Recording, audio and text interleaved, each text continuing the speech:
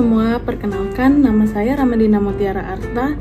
Pada kesempatan kali ini saya akan memaparkan hasil perancangan saya terkait gedung konser musik dan orkestra. Sebelumnya, apa itu gedung konser musik dan orkestra? Gedung konser musik dan orkestra adalah fasilitas yang dirancang khusus untuk melakukan konser musik, pertunjukan orkestra, dan kegiatan seni lainnya. Gedung-gedung ini biasanya dilengkapi dengan akustik yang baik, pencahayaan sesuai, dan tempat duduk yang nyaman bagi para penontonnya. Lalu, mengapa harus dibangun gedung ini? Sebenarnya di Kota Bandar Lampung ada beberapa gedung yang dapat untuk dijadikan tempat konser musik. Namun mungkin gedung-gedung tersebut memiliki beberapa keterbatasan seperti keterbatasan fasilitas, keterbatasan kapasitas, keterbatasan ruang praktik, serta keterbatasan aksesibilitas.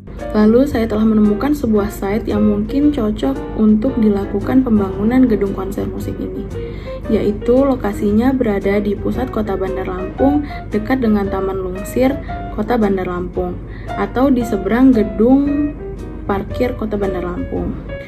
Lalu saya telah melakukan analisis SWOT terhadap site ini. Pada segi kekuatan, site memiliki beberapa poin. Yang pertama, lokasi site yang letaknya strategis karena berada di pusat kota. Lalu, kondisi tanah yang tinggi menjadikan bangunan dapat terlihat lebih menonjol. Selanjutnya, tapak menghadap ke arah laut sehingga itu dapat menjadi poin plus. Dan yang keempat, aksesibilitas baik ke layanan pemerintah seperti kantor, pusat perbelanjaan, serta rumah sakit. Namun, terdapat beberapa kelemahan pada site ini, yaitu dekat dengan lalu lintas yang padat sehingga memungkinkan terjadinya kemacetan. Namun hal ini mungkin dapat diatasi dengan membuat jalur masuk dan keluar yang berbeda pada site sehingga menghindari terjadinya penumpukan kendaraan yang dapat menyebabkan kemacetan. Lalu ada opportunities atau peluang.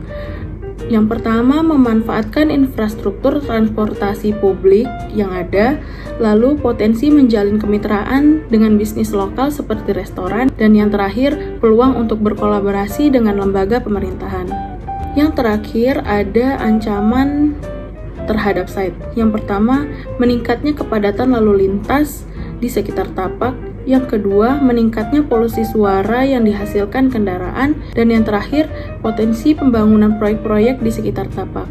Selanjutnya, saya telah menentukan sebuah pendekatan arsitektur yang dapat diaplikasikan kepada perancangan kali ini, yaitu arsitektur futuristik.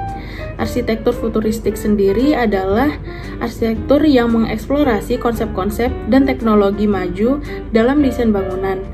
Ini melibatkan penggunaan bentuk-bentuk inovatif, material-material canggih, serta integrasi dengan teknologi modern untuk menciptakan bangunan yang terlihat seperti berasal dari masa depan. Pada pendekatan ini, saya mungkin akan menekankan pada pembangunan ruang yang multifungsional, yaitu ruang yang dapat digunakan untuk berbagai keperluan atau dapat berubah sesuai dengan kebutuhan penggunanya.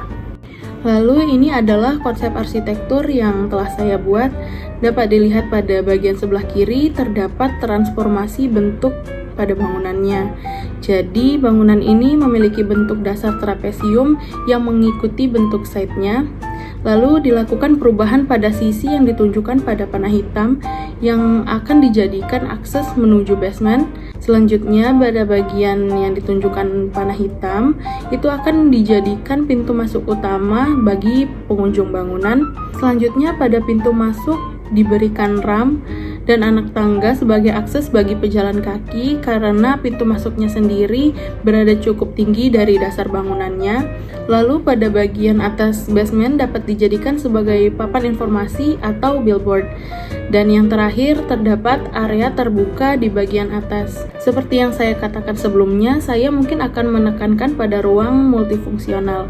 Pada bagian ruang terbuka, saya berencana untuk membuat amfiteater yang dapat digunakan oleh komunitas orkestra untuk membuat atau melakukan pertunjukan dengan skala yang lebih kecil, dan area ini juga mungkin dapat dijadikan sebagai kafe dengan tema outdoor.